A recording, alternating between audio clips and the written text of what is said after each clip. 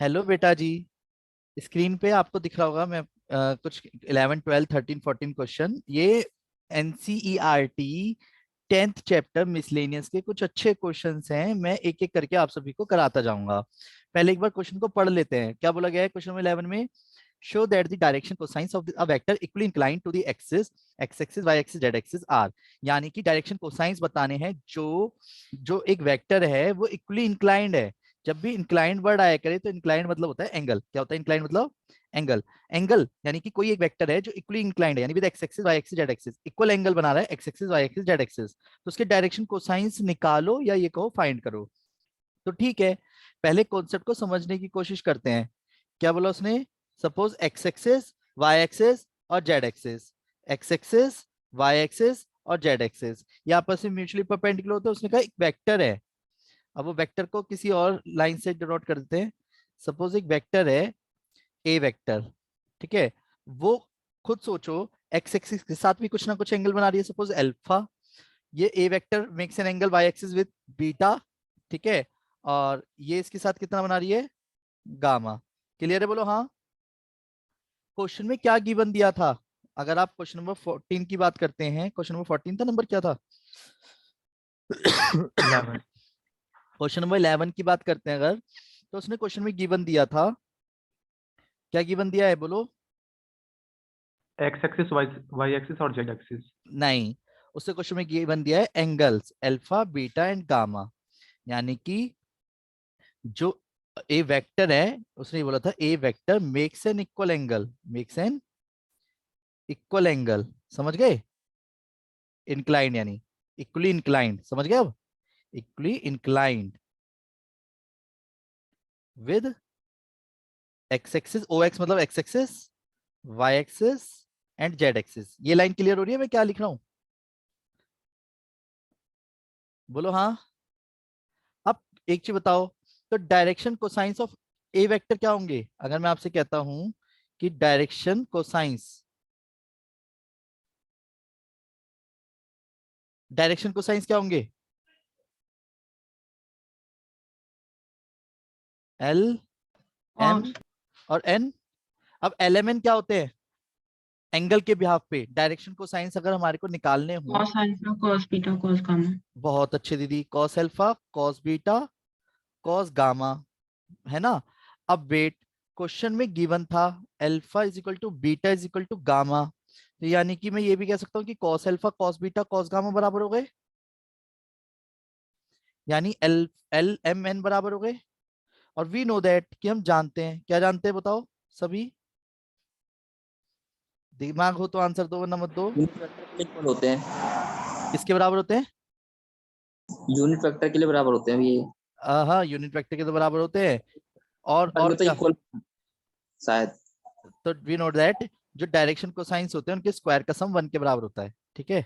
L square plus M square plus N square 1 के बराबर होता है, जिसमें L square plus L square plus L square तीनों बराबर हो गए, ठीक है। तो क्या हो गया? 3 L² इज इक्वल टू 1 हो गया, L square is equal to 1/3 हो गया, तो एल की वैल्यू क्या आ गई? प्लस माइनस 1/√3 आ गई। सो एम भी प्लस माइनस 1/√3 आ गया और एन भी प्लस माइनस 1/√3 आ गया। समझ आ गया? बोलो हाँ।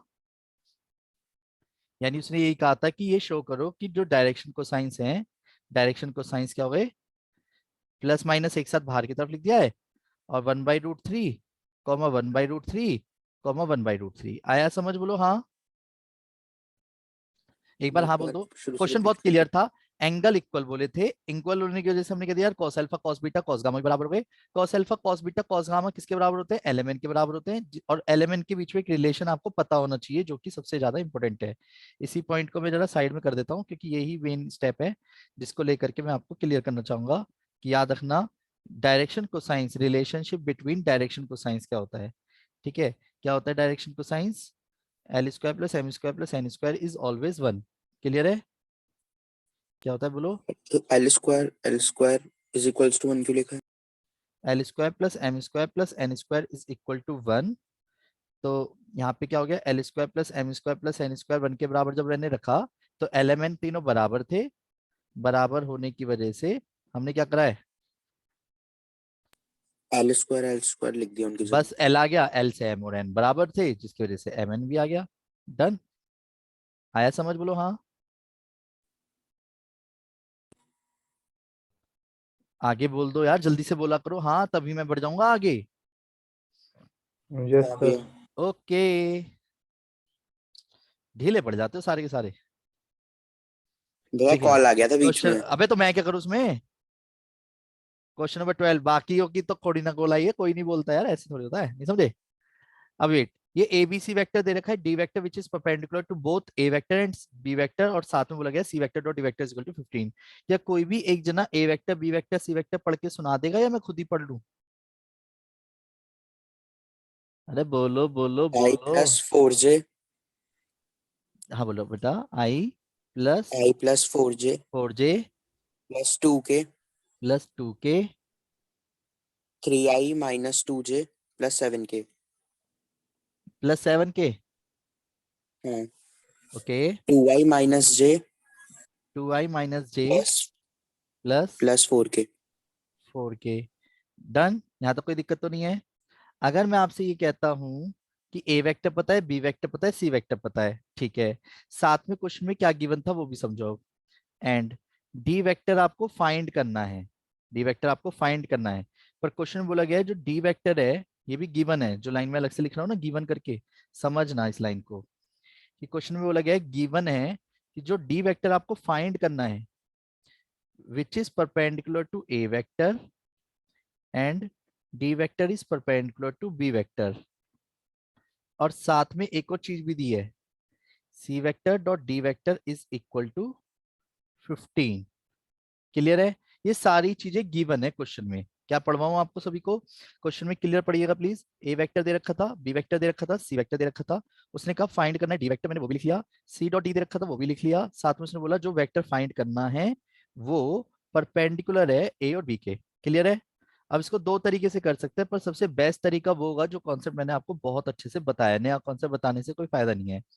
क्वेश्चन में बोला है ये इफ, यानी एक वेक्टर है, समझना, एक वेक्टर है डी वेक्टर, समझ रहे हो, जो डी वेक्टर है वो परपेंडिकुलर है ए वेक्टर के भी, और वही वेक्टर परपेंडिकुलर है बी वेक्टर के भी। दिख रहा है यस और नो,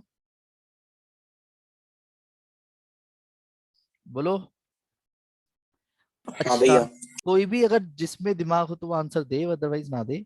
सपोज ये दो वेक्टर्स हैं, ए वेक्टर और बी वेक्टर 3D में, और मैंने आपको कुछ इस तरीके से बताया था कि एक लाइन है जो कि इसके ऊपर परपेंडिकुलर है, समझना जरा, एक लाइन है जो बी वेक्टर पे भी परपेंडिकुलर है, दिख रहा है, बी वेक्टर के भी परपेंडिकुलर है, और यही ये लाइन इसके भी परपेंडिकुलर है, इस तरफ से देखोगे तो क्या ये वेक्टर निकाल सकते हो आप, ये वाला वेक्टर डी वेक्टर निकाल सकते हो। मुझे लगा तू जाने के लिए। म्यूट करना पड़ेगा जी, जी आपकी आवाज आ रही है जी, बोलो। अच्छा तू बैठ। बोलो ओ, आर्यन, बोल लैम्डा दो मत अभी। Bracket a vector cross B vector. Aryan तेरे पीछे से साउंड है, ठीक है। ओके, तो जरा ध्यान दीजिएगा, D vector is perpendicular to A vector and D vector is perpendicular to B vector. तो पता है जब एक वेक्टर दो वेक्टर के परपेंडिकुलर होता है तो D vector is equal to A vector cross B vector के बराबर होता है, पता है ये बात, लैम्डा के साथ। याद आया, अगर कोई एक हाँ भैया। वेक्टर दो वेक्टर के परपेंडिकुलर होता है तो अगर हम इन दोनों का क्रॉस करते हैं ना तो बाय डिफॉल्ट इन दोनों का परपेंडिकुलर वेक्टर निकल जाता है, पर एक कांस्टेंट का सपोर्ट लेते हैं। याद आया आपको सबको, और ये मैंने बहुत फोकस के साथ बताई थी लाइन, कि if a vector which is perpendicular to, if a unit vector करके बताया था, जबकि यूनिट वेक्टर के लिए तो मैग्नीट्यूड से डिवाइड कर ही देंगे, पर उसने यूनिट पूछा नहीं ना। एक ऐसा वेक्टर जो कि परपेंडिकुलर हो दो वेक्टर के, तो दोनों का जब क्रॉस प्रोडक्ट करते हैं तो बाय डिफॉल्ट किसके बराबर होता है, उन दोनों क्रॉस प्रोडक्ट करके तो डी वेक्टर आ जाता है। क्लियर है, बोलो हाँ। अबे हाँ बोल दो। Yes sir. ये इनके बीच में क्या एंगल बनना है उससे मतलब नहीं है, बात समझना, ठीक है, पर ये डी वेक्टर निकाला जा सकता है इन दोनों का क्रॉस प्रोडक्ट करके। क्लियर। अब कहानी आती है, चलो ठीक है सर आपने कह दिया तो मान ही लेते हैं, जब एक वेक्टर दो वेक्टर के परपेंडिकुलर होगा तो दोनों का क्रॉस प्रोडक्ट करके डी वेक्टर आ जाएगा, बात खत्म, रटना है तो रटो, समझ गए। जब भी एक वेक्टर दो वेक्टर के परपेंडिकुलर हो तो वो वेक्टर निकल जाएगा बस एक कांस्टेंट का सपोर्ट लेके। तो भैया वो कांस्टेंट कैसे आएगा, अरे वेट करो कुछ तो साथ में और गिवन देगा ना। तो दो वेक्टर का क्रॉस प्रोडक्ट कैसे करते हैं पता है, सभी ध्यान से समझना, इब्रा दीदी स्पेशली आप इधर, आई जे के लिख लिया पहले। जो भी ए वेक्टर होता है, ए वेक्टर के डायरेक्शन रेशियो क्या होंगे, ए वेक्टर के डायरेक्शन रेशियो 1 4 4 2 2, 2 बी वेक्टर के डायरेक्शन रेशियो क्या होंगे, 3 -2 7 3 - 2 7 बहुत बढ़िया बहुत बढ़िया।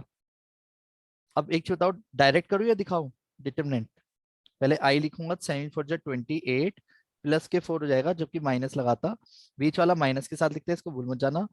7 1 जा 7, 3 2 जा 6 प्लस के के साथ क्या आएगा, -2 -12, क्लियर है बोलो हाँ, बोलो ना हाँ। Yes sir.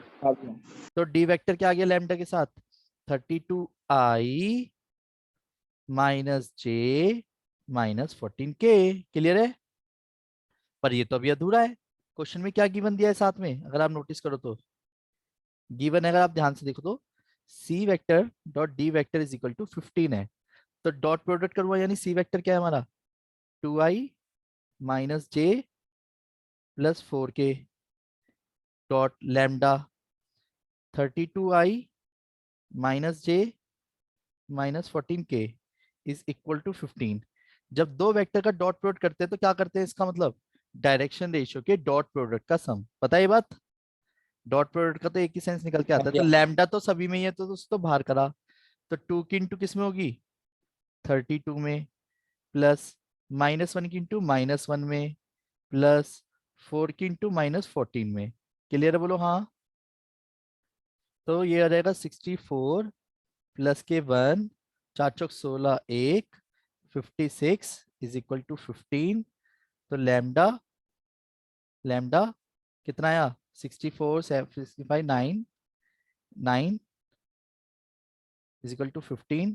तो लैम्डा की वैल्यू क्या गई, 15 डिवाइड बाई 9, तो लैम्डा की वैल्यू क्या गई 5/3।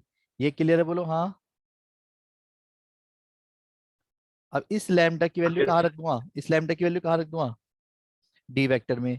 तो रिक्वायर्ड वेक्टर क्या रहेगा, D vector, so D vector is equal to क्या था, 5/3 32i -j -14k। और अच्छा एक चीज याद रखना, बुक में ना आंसर माइनस प्लस की गलती दे रखी है, तो उसको सही नहीं करने बैठे हम, उसको आप सही कर लेना, पर आंसर यही है, ये इस बात की श्योरिटी है, क्लियर है, क्योंकि कहीं मिस्टेक करी नहीं हमने। मेरी बात समझ के बोलो हाँ। तो बुक में ना गलत दे रखा है, कुछ में सही है कुछ में गलत है, तो ये भी ध्यान रखना, कभी सोचो कि सभी में गलत है, इसलिए पीछे बुक में सही कर लेना। मेरी बात समझ के बोलो हाँ। Yes sir. ओहो,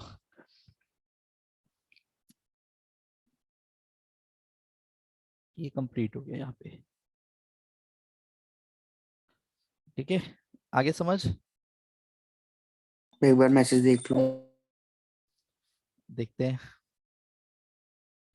और ये तो समझ आ गया ना सबको, पहले बस एक चीज पता होनी चाहिए थी, जो मैंने भी बात बोली आपको, कि अगर एक वेक्टर दो वेक्टर के परपेंडिकुलर हो तो उन दोनों का डॉट प्रोडक्ट का सम, मतलब एक वेक्टर दो वेक्टर के परपेंडिकुलर हो तो दोनों का क्रॉस करके ए वेक्टर आ जाता है, ठीक है, आया समझ।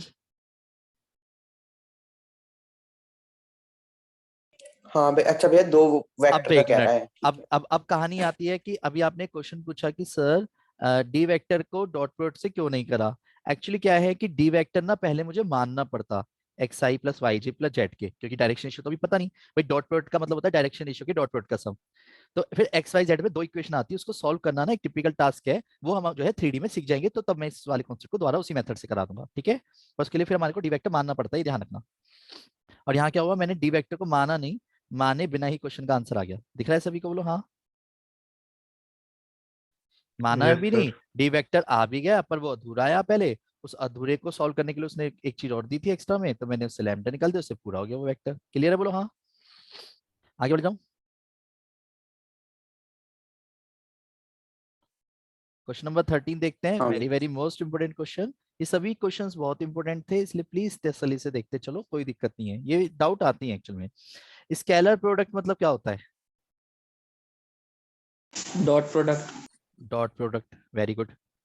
किसका डॉट प्रोडक्ट? इसका। किसके साथ? एक यूनिट वेक्टर के साथ।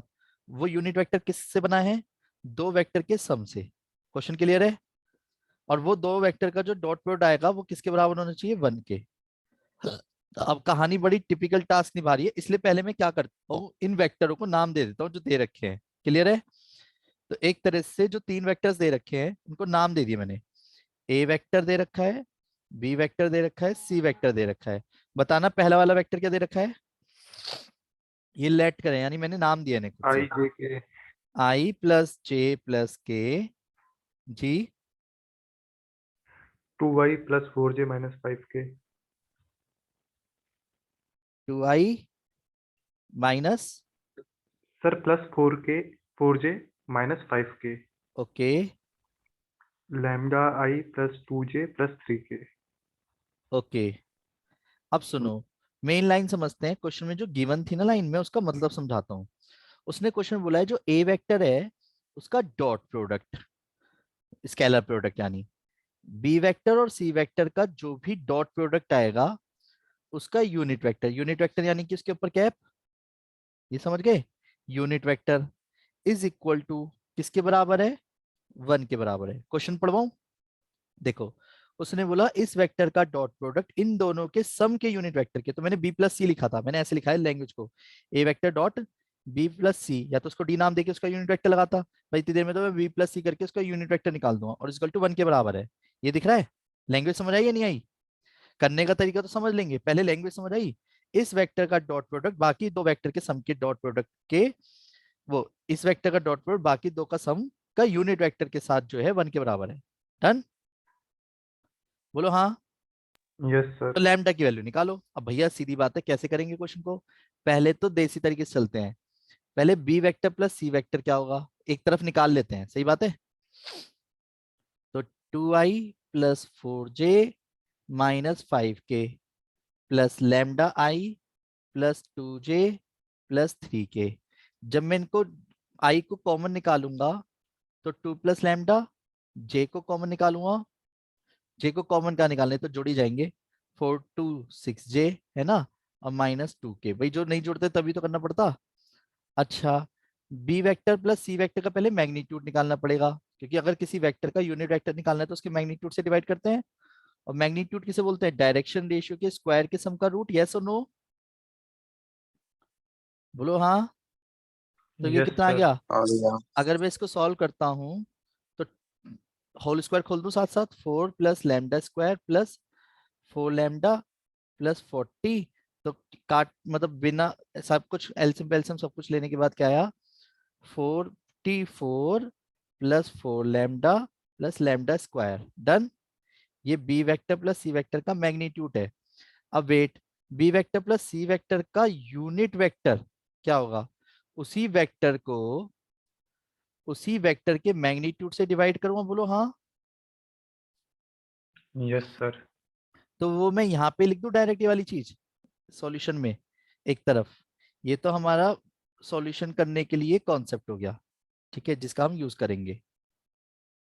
ठीक है, अब उसका यूज कर ही लेते हैं। भाई ए वेक्टर क्या है, पहले इसको लिखते हैं, पहले इसको फिर से लिखता हूँ। भाई a vector dot b vector plus c vector upon b vector plus c vector का मैग्नीट्यूड। ये क्लियर है? बोलो हाँ।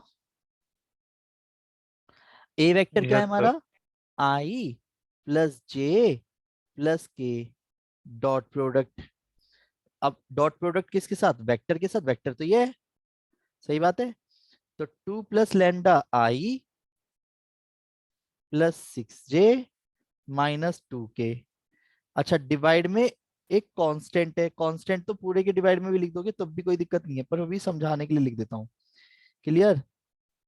तो क्या आया? 44 plus 4 lambda plus lambda square is equal to 1। बोलो हाँ।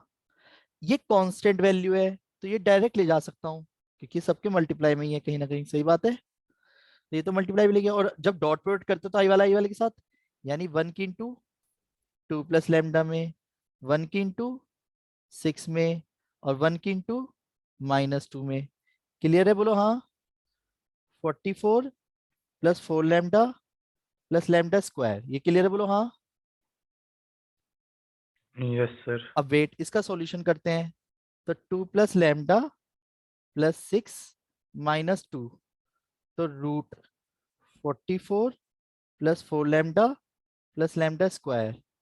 तो एक तरह से यहाँ पे लैम्डा प्लस 6 बचा। बोलो हाँ। अब स्क्वायर ऑन बोथ साइड जब करूंगा तो डायरेक्ट स्क्वायर कर दूं या स्क्वायर लगा के रूट हटाऊं? डायरेक्ट कर दो सर। ए कर दो स्क्वायर भैया। Plus B square plus 2ab 44 plus 4 lambda. अब देखो ना, ये ना एक तरह से मैं कैलकुलेशन कर रहा हूँ बस। समझ पा रहे हो ना? कॉन्सेप्ट जो समझना था वो शुरू के फर्स्ट स्टेप में ही समझ आ जाता है एक्चुअल में। तो 12 में से 4 गया, 44 में से 36 गया, तो 8 लैम्डा इज इक्वल टू कितना आया सॉल्व करके? 8 के बराबर। तो लैम्डा की वैल्यू क्या है इन शॉर्ट? 1। क्लियर है? बोलो हाँ। भाई एक बार थ्योरी की बता दो फिर से। क्वेश्चन पढ़, बुक तेरे सामने खुली हुई है नहीं खुली हुई है? सच सच बताइयो। हाँ है, खुली है। पढ़ उसे द एक बार। Scalar product of the vector scalar product जल्दी में मत पढ़, आराम से। स्केलर प्रोडक्ट मतलब डॉट प्रोडक्ट किसका? A I vector. जे के वेक्टर का। ए वेक्टर बोलो अब उसे, हम्म। है ना? ये बी वेक्टर और सी वेक्टर हो गया, बोलने में इजी रहेगा। तो उसने बोला ए वेक्टर का डॉट प्रोडक्ट, डॉट कर लगा दिया फिर। ये क्लियर है? किसके साथ? दो वेक्टर का सम, बी प्लस सी करा अच्छा, फिर। एक यूनिट वेक्टर के साथ। किसका यूनिट वेक्टर पर? जो बी बी और प्लस सी जो सी। यूनिट वेक्टर है उसके साथ डॉट प्रोडक्ट नहीं, है। उनका जो सम आएगा, उनका जो दोनों का सम आएगा उसके यूनिट वेक्टर के साथ, यानी यूनिट वेक्टर के साथ समझ डॉट गया। प्रोडक्ट इज इक्वल टू 1 है। डन। ठीक है। फिर ठीक है। यूनिट वेक्टर निकालना आता ही है। आगे समझ बोलो हाँ। हाँ भैया। अच्छा अब सुनो, कईयों की बुक्स में ना ये वाली चीज दे रखी है। एनसीईआरटी में बहुत सारी एनसीईआरटी में गलती है यहाँ पे। तो मैं आप सभी से चाहूंगा कि जिसकी बुक में ये सी वेक्टर डॉट डी वेक्टर दे रखा है ना 15, ये हटा के इसे सही कर लो पहले तो। किस किस की बुक्स में दे रखा है हैंडिस करना। ये जो मैं हटा रहा हूँ एक तरह से, ये किस किस की बुक में गलत दे रखा था? अंशु, इब्रा, भव्या। ठीक है, तो इसे सही कर लीजिए कि यहाँ पे ना सी वेक्टर डॉट डी वेक्टर को हटा करके ए वेक्टर प्लस बी वेक्टर कर दीजिए। ठीक है, ए प्लस बी प्लस सी। अब क्वेश्चन को ना, एक्चुअली ये जो क्वेश्चन है ये काफी इंपॉर्टेंट है। क्या है? बहुत ही ज्यादा इंपॉर्टेंट है। इसलिए इस क्वेश्चन को मैं आप सबके सामने लिख के करना चाहूंगा। क्या आप सब तैयार है? बोलो हाँ। वो वाला तो समझ आ गया ना, लैम्डा वैल्यू निकालने वाला? Yes sir. कोई दिक्कत तो नहीं है? No sir. 12th वाला। हाँ, और कौन सा? ये 12th वाला नहीं, यही जो तूने अभी पूछा था मेरे से। हाँ ये तो आ गया। हाँ ठीक है। अरे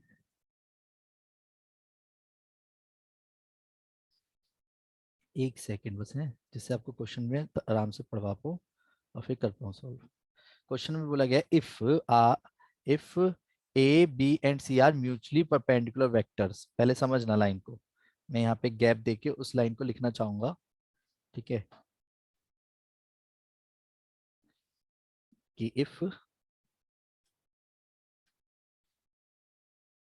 क्या a vector, b vector and c vectors are mutually perpendicular vectors of equal magnitudes, so show that the vector, कौन सा vector? a vector plus b vector plus c vector is equally inclined to a vector, b vector and C vector. समझ आया question क्या है? बोलो, बोलो जल्दी। Question में बोला गया है जो ए वेक्टर है, बी वेक्टर है एंड सी वेक्टर है वो म्यूचुअली परपेंडिकुलर है। ठीक है, और ये जितनी बार पढ़ोगे, ठीक है, जितनी बार पढ़ोगे इसका पहले बात तो सेंस एकदम से समझ ही नहीं आता, उसी को समझा रहा हूँ, इसलिए क्वेश्चन बिल्कुल सामने रहना जरूरी था इसका। इक्वल मैग्नीट्यूड्स होना चाहिए, है ना। क्वेश्चन में गिवन इक्वल मैग्नीट्यूड है, और फिर ए वेक्टर बी वेक्टर और एंड सी वेक्टर के साथ ये क्या है, जो vector a plus b plus c एक वेक्टर है, वो सेम एंगल बना रही है a vector b vector c vector के साथ। क्वेश्चन समझ आ गया? सेम क्वेश्चन लिखा है, बोलो हाँ। तो क्या आप सब तैयार है? बोलो हाँ। Yes sir.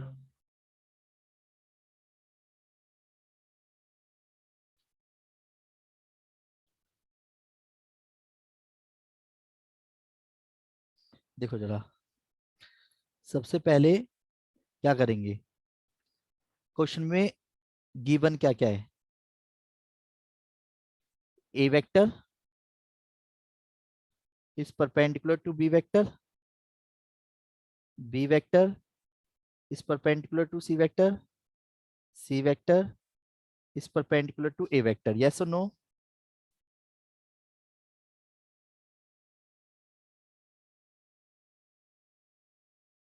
यस और नो?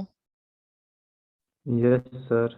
तो जब दो वेक्टर आपस में परपेंडिकुलर होते हैं तो क्या सेंस निकलता है उनका, कि उन दोनों का डॉट प्रोडक्ट यानी जीरो है। जीरो के बोलो हाँ। बराबर होगा। ये मैंने नहीं लिखना, ये क्वेश्चन में गिवन है, बस उसका तो मतलब निकाला गया है कि अच्छा यार ये चीज गिवन है, परपेंडिकुलर का मतलब क्लियर है। फिर साथ में क्या गिवन है, एंड इक्वल मैग्नीट्यूड्स। तो इक्वल मैग्नीट्यूड्स का मतलब क्या हो गया? यूनिट वेक्टर्स हैं। हाँ, कुछ भी बोलना है बस। मैग्नीट्यूड किसे बोलते हैं? डायरेक्शन रेशियो के सम कंड रूट में। हाँ, तो यानी ये चीज गिवन है, बोलो हाँ। Yes sir. एंड अब क्या शो करना है, शो करना है ए प्लस बी प्लस सी का जो एंगल है, इंक्लाइंड मतलब मैंने अभी आपको बताया था एंगल। तो एक काम करो, सभी जो है ना इंक्लाइंड वर्ड जिसके पास बुक ओपन है अभी, तो वो सभी इंक्लाइंड वर्ड के साथ एंगल लिख लो यहाँ पे, एंगल जिससे आपको ध्यान रहे एंगल। अब ये तीन वेक्टर्स हैं ए बी सी अलग अलग, तो तीन एंगल मानने पड़ेंगे। बोलो हाँ, एंगल लिख लिया ना सबने? तो देखो क्या करेंगे अब हम सॉल्यूशन करने के लिए। तो सबसे पहले क्या करा, अकॉर्डिंग टू क्वेश्चन मैंने मान लिया, क्या माना, let a vector plus b vector plus c vector, एक साथ ही मान रहा हूं, a plus b plus c makes an angle alpha beta and gamma with किसके साथ, a vector b vector and C vector respectively. भाई जब तक मानूंगा नहीं, अच्छा ये डायरेक्शन कोसाइंस वाले नहीं है अल्फा बीटा गामा, रीजन क्योंकि ये X axis Y axis Z axis नहीं है, तो अब हमारे को कॉन्सेप्चुअली करना पड़ेगा। क्लियर? एक वेक्टर है जो अल्फा एंगल बना रहा है ए वेक्टर के साथ, a a plus b plus c beta angle बना रहा है बी वेक्टर के साथ, और a plus b plus c gamma angle बना रहा है सी वेक्टर के साथ। एक काम करते हैं, इसी लाइन को थोड़ा सा तोड़ देता हूँ अभी, ठीक है। तो पहले फॉर्मूला बता देता हूँ, फॉर्मूला साइड में लिख दूंगा। ये पहले मान लिया अलग से, तो a vector plus b vector plus c vector makes an angle, makes an angle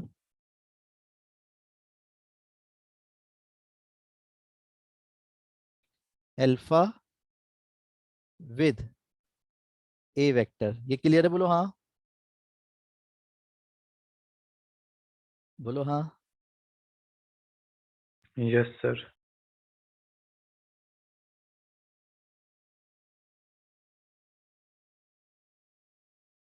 अच्छा, अब कहानी आती है जब एंगल वाली बात आ जाए, तो एंगल के टाइम पे एक ही फॉर्मूला आता है दिमाग में, क्या, कि cos theta is equal to magni a vector dot b vector divide by magnitude of a magnitude of b. याद है फॉर्मूला? अगर आपको ये फॉर्मूला याद नहीं रखना, तो आप ये वाला भी याद कर सकते हैं, ऐसे ना करके ऐसे लिख लो चाहे, cos theta is equal to दोनों वेक्टर्स का dot product, oh sorry, a vector dot b vector का फॉर्मूला क्या होता है, a vector dot a vector dot b vector is equal to magnitude of a magnitude of b cos theta. पता है ये बात? बोलो हाँ। अबे हाँ यस तो बोल सर। दिया करो। ठीक है, यस अब सुनो, सर। तो दोनों को दो वेक्टर्स पता है, यस और नो, और उनके बीच का एंगल भी पता है, यस और नो। Yes sir. चलो ध्यान दीजिएगा, a vector plus b vector plus c vector, अभी तो शुरू हुआ है क्वेश्चन। अब अभी तक तो बस मैं बोल रहा था क्वेश्चन को। दोनों वेक्टर्स का मैग्नीट्यूड लिखूंगा, यस और नो, और उन दोनों के बीच का एंगल लिखूंगा अल्फा। अब यहाँ पे a vector dot a vector, b vector dot a vector, c vector dot a vector, ये दोनों ऐसे रहेंगे बेचारे। सही बात है। अब ये ए वेक्टर का डॉट प्रोडक्ट उसी के साथ करें तो किसके बराबर होता है, मैग्नीट्यूड का स्क्वायर, और ये सारा जीरो हो गया। बोलो हाँ। हाँ भैया। Yes sir. तो अगर मैं कॉस अल्फा को खाली करता हूं तो कॉस अल्फा किसके बराबर कहलाएगा, अगर आप ध्यान से देखो तो मैग्नीट्यूड ऑफ ए का स्क्वायर डिवाइड बाय होल के डिवाइड में magnitude of a plus b plus c, और मैग्नीट्यूड ऑफ ए, यस और नो। और अगर आप और थोड़ा सा ध्यान से देखो तो मैग्नीट्यूड कट जाएगा, कटने के बाद क्या आया, तो एक ए वेक्टर का magnitude divide by magnitude of a vector plus b vector plus c vector, yes और no, is equal to cos alpha. बोलो हाँ।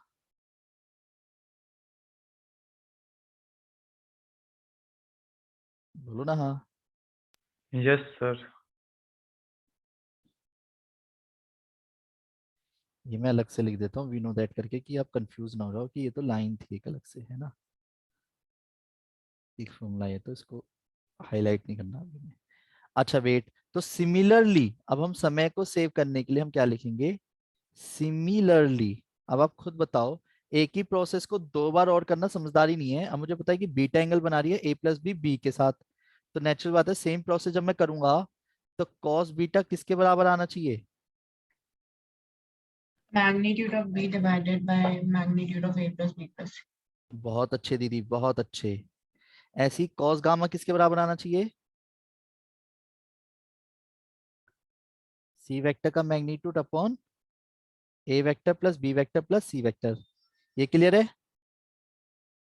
अगर आप थोड़ा सा और ध्यान से देखें तो क्वेश्चन में गिवन है, क्या गिवन है, तीनों वेक्टर्स का जो मैग्नीट्यूड है वो बराबर है।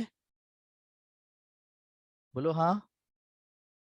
अच्छा एक चीज बताओ, अगर मैं तीनों को 5 से डिवाइड करूंगा तो ये बराबर रहेंगे, बोलो। जी सर। अगर मैं सभी को सेम वैल्यू से डिवाइड करूं तब भी बराबर रहेंगे। और जो यस मैग्नीट्यूड सर। होता है वो एक तरह से लेंथ ही तो होती है, डिस्टेंस, कोई कांस्टेंट वैल्यू। तो मैंने क्या करा, तीनों को ही सेम वैल्यू से डिवाइड कर दिया खुद से, तो बराबर है या नहीं अभी भी ये देखो। बोलो। सर ये तो यूनिट वेक्टर हो गया। पहले ये बताओ यूनिट क्यों हो गया, यूनिट वेक्टर तब होता है जब किसी वेक्टर को डिवाइड करते हैं मैग्नीट्यूड से। Yes sir. Yes sir. एक मिनट, पहले ये क्लियर है। बोलो हाँ। जी सर। यस। तो अब ध्यान से समझो, क्वेश्चन में ये सारा किसके बराबर है, कॉस अल्फा के, है ना। ये cos किसके beta, बराबर है, कॉस बीटा के, और ये बराबर है कॉस गामा cos के। gamma. ये क्लियर है, बोलो हाँ। तो अब कॉस सब में आ गया तो अल्फा बीटा गामा बराबर हो गए, बोलो हाँ। और अल्फा बीटा गामा ही अकॉर्डिंग टू क्वेश्चन बराबर दिखाने थे, यानी जो एंगल हैं वो तीनों बराबर दिखाओ किसके साथ, जो ए प्लस बी प्लस सी ए के साथ, ए प्लस बी प्लस